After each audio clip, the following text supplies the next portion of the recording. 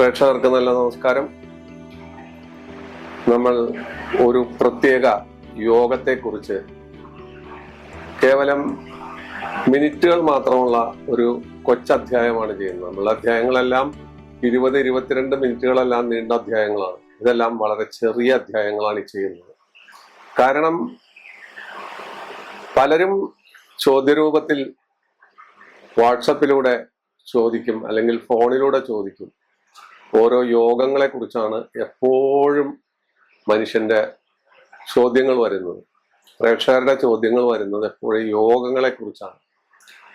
ഇന്ന യോഗം ഇന്ന തരത്തിലല്ലേ, എനിക്ക് ആ യോഗമുണ്ട്, ഈ യോഗമുണ്ടോ, മറ്റു യോഗങ്ങളുണ്ടോ എന്നെല്ലാം ചോദിക്കും.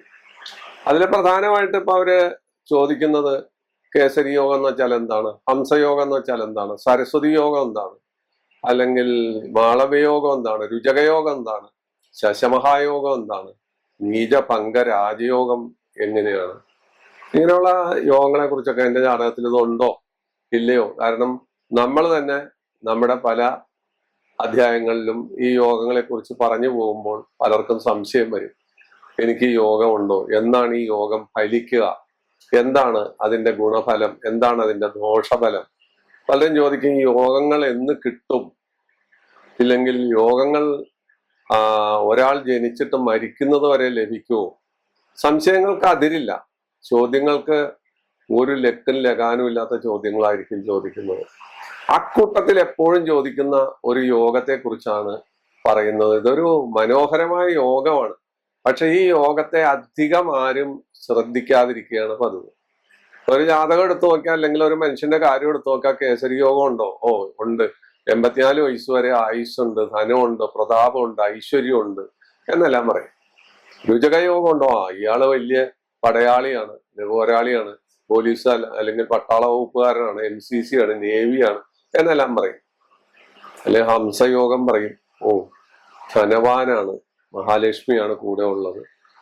ഇങ്ങനെ പല ഭാഷ്യങ്ങളും പല യോഗങ്ങൾക്കും നമ്മളുടെ പുസ്തകങ്ങളിലും അല്ലെങ്കിൽ ഓരോരുത്തരായിട്ട് വ്യാഖ്യാനിച്ചു വെച്ചിട്ടുണ്ട്. നീചപങ്ക രാജയോഗം, ചക്രവർത്തി തുല്യ പദവിയാണ്, ഉദ്യോഗ പവറുണ്ട്, അതിന് ഇന്ന രീതിയിലുള്ള ഗുണഗണങ്ങളുണ്ട്, ദാരിദ്ര്യയോഗങ്ങളുണ്ട്, എത്ര വലിയവനായാലും മാളിക മോളിൽ നിന്ന് താഴ്ത്തിറക്കുന്ന ദാരിദ്ര്യയോഗങ്ങളുണ്ട്.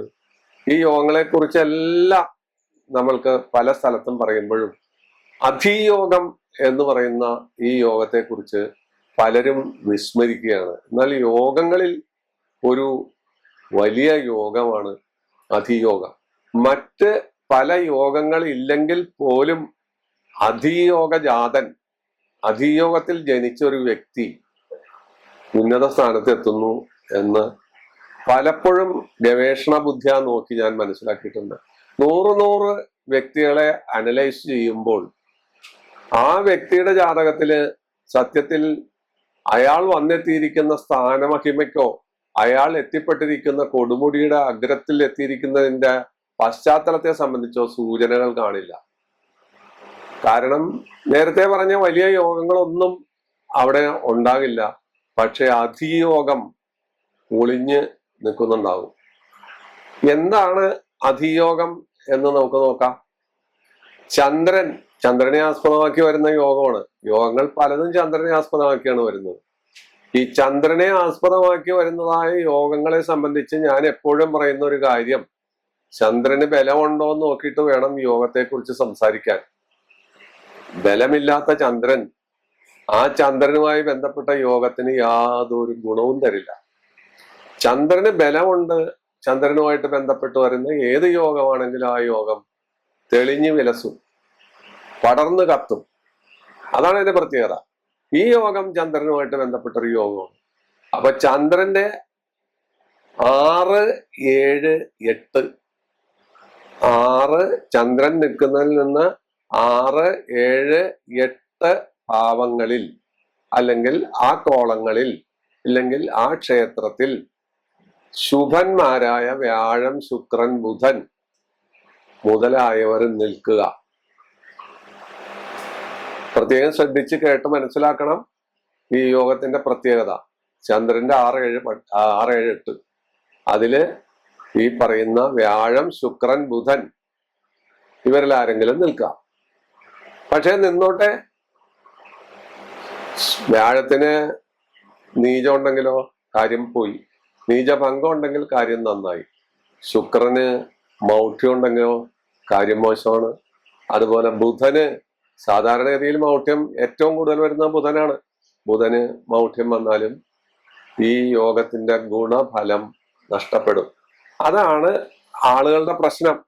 കാരണം എൻ്റെ ജാതകത്തില് ഈ പറയുന്ന യോഗങ്ങൾ താങ്കൾ പറഞ്ഞു, അതുണ്ട്, എനിക്ക് യാതൊരു ഗുണവും കിട്ടിയിട്ടില്ല എന്ന് പറയുമ്പോൾ ഇയാൾ ജനിച്ച തിഥി ഏതാണ്, ഇയാൾ ജനിച്ച നക്ഷത്രം ഏതാണ്, ഇയാളുടെ എത്രാം ഭാവാധിപനാണ് ആ 6ലും 7ലും 8ലും നിൽക്കുന്നത് എന്നുകൂടി വളരെ ശ്രദ്ധാപൂർവമുള്ള ഒരു എക്സ്റേ പരിശോധന നടത്തണം.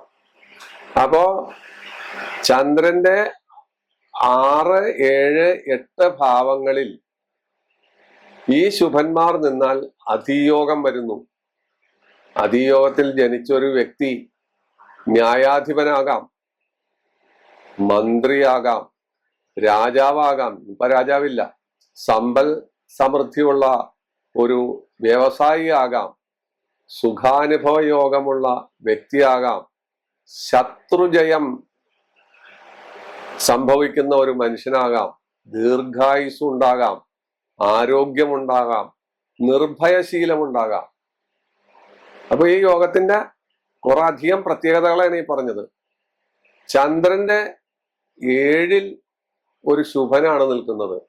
എന്നാൽ ചന്ദ്രന്റെ കേന്ദ്രത്തില് വ്യാഴം, ശുക്രൻ, ബുധൻ ഇതുപോലത്തെ ഒരു ശുഭനാണ് നിൽക്കുന്നത്. അപ്പോ ചന്ദ്രന്റെ, ഞാൻ നേരത്തെ പറഞ്ഞു 6, 7, 8. അപ്പൊ ആ 7ല് 6, 7, 8ല് 6ഉം 7ഉം 8ഉം, അപ്പൊ ആ 7ൽ നിൽക്കുന്നു എന്ന് പറയുമ്പോ 6ലും 8ലും ശുഭന്മാരുണ്ടാവണം. 6ലും 8ലും ശുഭന്മാരുണ്ടായിക്കൊണ്ട് ചന്ദ്രന്റെ 7ൽ ഒരു ശുഭൻ നിന്നാൽ അയാൾ ന്യായാധിപനാണ്, ജഡ്ജി, അതുപോലെ മജിസ്ട്രേറ്റ് മുതലായ ഉന്നതമായ അവസ്ഥയിലെത്തുന്ന ഒരു വ്യക്തിയായിട്ട് അയാൾ മാറിയിരിക്കും. പ്രത്യേകം ഓർക്കണം, ചന്ദ്രന്റെ 7ൽ മാത്രമല്ല 6ൽ 7ൽ 8ൽ. അപ്പോ 6ലും 7ലും 8ലും ശുഭന്മാര് വേണം. അതിൽ 7ൽ ഒരു ശുഭൻ വരുന്നു. ഇപ്പൊ 6ല് വ്യാഴം വന്നു, 7ല് ശനി, മറ്റേ ബുധനോ അല്ലെങ്കിൽ മറ്റേ ശുക്രനോ ആരെങ്കിലും വന്നു, 8ൽ മറ്റൊരു ശുഭൻ വന്നു. അങ്ങനെ വന്നാൽ സാധാരണഗതിയില് അയാള് ന്യായാധിപനാകാം. ചന്ദ്രന്റെ 6ൽ ഒരു ശുഭൻ വരുന്നു, ശുക്രനോ വ്യാഴമോ ബുധനോ വരുന്നു. 7ലും 8ലും ശുഭന്മാരുണ്ടാകണം കേട്ടോ. 6ലും 7ലും 8ലും വേണം. അപ്പൊ 6ല് അങ്ങനെ നല്ലൊരു ശുഭൻ വന്നാൽ അയാൾ മന്ത്രിസ്ഥാനത്തിന് അർഹനാണ്. അയാൾ MLA ആവാം, മന്ത്രിയാകാം, അങ്ങനെ പലതും ആകാം.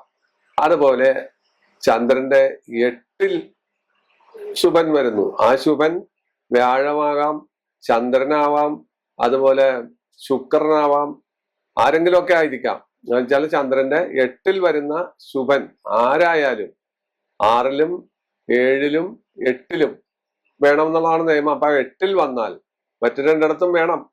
അവിടെ നിൽക്കുന്ന ശുഭന്മാർക്കെല്ലാം മറ്റ് ക്രൂരദൃഷ്ടികൾ ഉണ്ടാകരുത്, ദൗർബല്യങ്ങളൊന്നും ഉണ്ടാകരുത്, മൗഢ്യം, അതുപോലെ നീചം മുതലായ അവസ്ഥകൾ ഉണ്ടാകരുത്, ചന്ദ്രന് പക്ഷബലം ഉണ്ടായിരിക്കണം. ഇതൊക്കെ ഉണ്ടായാൽ അയാൾ രാജപദവിക്ക് അർഹനാണ്. രാജപദവിക്ക് അർഹനാണ് അയാള്. അപ്പൊ ഇത് ഇങ്ങനെയുള്ള ചന്ദ്രന്റെ 6, 7, 8 ഭാഗത്ത് ശുഭഗ്രഹങ്ങൾ ബലവാന്മാരായി ചന്ദ്രബലത്തോടുകൂടി, അണ്ടർലൈൻ ചെയ്ത് പറയണേ, ചന്ദ്രൻ ബലം വേണം, ചന്ദ്രബലത്തോടുകൂടി നിന്നാലാണ് ഈ യോഗം സംഭവിക്കുന്നത്. അപ്പൊ മറ്റു യോഗങ്ങൾ ഇല്ലാത്ത ജാതകമായിരിക്കും ഇത്. യാതൊരു യോഗങ്ങളും നമ്മളെ പ്രഥമ ദൃഷ്ടിയ കാണുന്നില്ല. ഇതെന്ത് ജാതകം, ഇതിനകത്ത് യോഗങ്ങളൊന്നും കാണുന്നില്ലല്ലോ. നമ്മൾ എഴുതി വച്ചിരിക്കുന്ന വലിയ വലിയ യോഗങ്ങൾ നമ്മൾ തപ്പി നോക്കുമ്പോൾ ഒന്നും തന്നെ കാണുന്നില്ല. പക്ഷേ ഈ യോഗം ഇങ്ങനെ മറഞ്ഞു കിടപ്പുണ്ടാവും.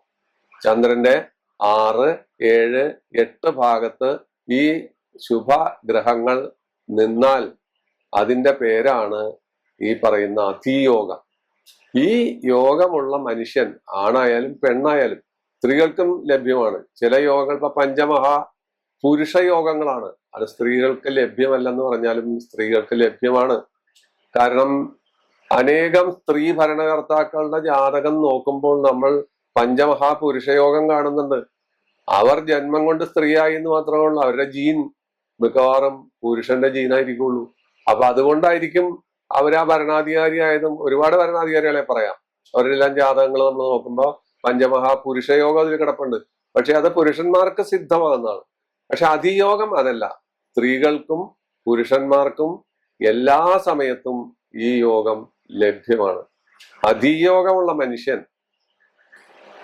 ബാല്യകാലവും കൗമാരകാലവും ഏകദേശം വളരെ ബുദ്ധിമുട്ടിയായിരിക്കും അവർ മുന്നോട്ട് പോകുന്നത്. അത് കഴിഞ്ഞ ഒരു 30 വയസ്സ് കഴിയുന്ന സമയത്തായിരിക്കും ഇവരുടെ യോഗഫലങ്ങൾ തുടങ്ങുന്നതും ഇവർ പിടിച്ചാൽ കെട്ടാത്ത രീതിയിൽ കയറിപ്പോകുന്നത്. പക്ഷെ ജാതക പരിശോധനയിൽ നമുക്ക് ഇതൊന്നും കാണാൻ പറ്റില്ല. ഈ പറയുന്ന കാര്യങ്ങൾ ഇത് എന്താണ്, ഈ കയറ്റത്തിന്റെ അർത്ഥം അറിയപ്പെടുന്ന ഒരു വ്യവസായിയുടെ ജാതകം എടുത്തു നോക്കുമ്പോൾ അതിൽ ഈ പറയുന്ന യോഗം മാത്രമാണ് അയാളെ കോടിക്കോടീശ്വരനാക്കി മാറ്റിയത്. ആ ഒറ്റ യോഗം അല്ലാതെ മറ്റ് യോഗങ്ങളൊന്നും കാര്യമായിട്ട് ആ ജാതകത്തിൽ കാണാനില്ല. അപ്പോൾ നമുക്ക് സാധാരണ രീതിയിൽ പറയും, ഇതിനകത്ത് യോഗങ്ങളൊന്നും കാണുന്നില്ല, നിർഭാഗ്യവാനാണ്, യോഗങ്ങളില്ലാത്ത ജാതകം ഉപ്പില്ലാത്ത തോരനാണ് എന്നൊക്കെ ജ്യോത്സ്യന്മാര് പറയും. പക്ഷെ നമ്മൾ ചെകഞ്ഞു നോക്കുമ്പോഴാണ് ഇത്തരം യോഗങ്ങൾ മിന്നാമിനുങ്ങിന്റെ നുറുങ്ങുവട്ടം പോലെ മിന്നി മിന്നി പ്രകാശിക്കുന്നതും കത്തി കത്തി അത് പടർന്ന് മനുഷ്യന് ഗുണഫലങ്ങൾ തരുന്നത്. ഇത് പ്രത്യേകം ഓർത്തിരിക്കുക. ചന്ദ്രന്റെ 6-ലും 7-ലും 8-ലും ശുഭഗ്രഹങ്ങൾ നിൽക്കുക. അത് ഓരോ ശുഭഗ്രഹങ്ങൾ ഓരോ സ്ഥലത്ത് നിൽക്കുന്നതിന് ഓരോ അനുഭവമുണ്ട്. അത് മുഴുവൻ പറയുകയാണെങ്കിൽ നമുക്ക് മണിക്കൂറുകൾ വേണ്ടി വരും. അത് പറയാൻ നിവൃത്തിയില്ല. പക്ഷെ ഞാൻ ഏകദേശം ഈ യോഗത്തിന്റെ ലക്ഷണവും ഈ യോഗം തരുന്ന ഫലങ്ങളെ കുറിച്ച് മാത്രമാണ് പറഞ്ഞത്. അപ്പോ അങ്ങനെ നിൽക്കുന്നതായ ഈ ശുഭഗ്രഹങ്ങൾ വെറുതെ നിന്നാൽ പോരാ.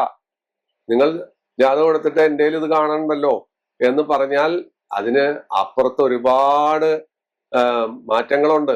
അതിനപ്പുറത്ത് ഒരുപാട് പാഠഭേദങ്ങളുണ്ട്. ചന്ദ്രന്റെ ബലം നിൽക്കുന്ന ക്ഷേത്രം ശത്രുക്ഷേത്രമാണോ മിത്രക്ഷേത്രമാണോ, അല്ലെങ്കിൽ ഈ ഗ്രഹത്തിന് മൗഢ്യമുണ്ടോ ബലക്കുറവുണ്ടോ, അങ്ങനെയൊക്കെയുള്ള കാര്യങ്ങൾ കൂടി ചിന്തിച്ചിട്ട് മാത്രമേ നമുക്ക് കൃതകൃത്യതയോടുകൂടി ഫലങ്ങൾ പറയാൻ പറ്റും. ഒരുപാട് സമയം വേണം. ഈ കാര്യങ്ങളെല്ലാം ചിന്തിച്ച് വെറുതെ നമുക്ക് വേണമെങ്കിൽ എഴുതി വെക്കാം, ഇങ്ങനെ കണ്ടു, അതിയോഗമുണ്ട്, ഇയാൾ കേമനാവും, ഇയാൾ ജഡ്ജിയാവും, മന്ത്രിയാവും, രാജപദവിയിലാവും. കിട്ടില്ല. അതിന് ഈ പറയുന്ന പാഠഭേദങ്ങൾ കൂടി നമ്മൾ ആലോചിക്കണം. അതാണ് ഈ യോഗത്തിന്റെ പ്രത്യേകത.